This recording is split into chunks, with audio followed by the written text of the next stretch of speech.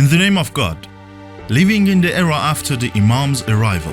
What's the difference between human life and servitude to God after the arrival of Imam Mahdi and the era of his occultation? What makes it different? Allah subhanahu wa ta'ala has answered the question in the Holy Quran. Had the people of those societies been faithful and mindful of Allah, we would have overwhelmed them with blessing from heaven and earth. Al-Araf, verse 96. If in every era people maintain their faith and piety, we will send down blessings to them. What do blessings mean?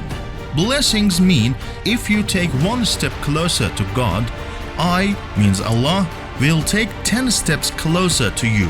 At that time, the people who came to God, the God will send blessings to them many times over. Why do people keep coming toward God in that era? Because they realized one thing, that even if we were after worldly things, we would not be able to get them without religion. If what we want is worldly comfort, then we would not be able to get it without religion. As the society realizes that without taking care of their health, they cannot even eat, they cannot enjoy their meal. Without maintaining our health, our eyes and ears will not function properly. One day people of the world will understand this verse clearly. If you act rightly, it is for your own good. If you do evil, it is to your own loss. Isra, verse 7.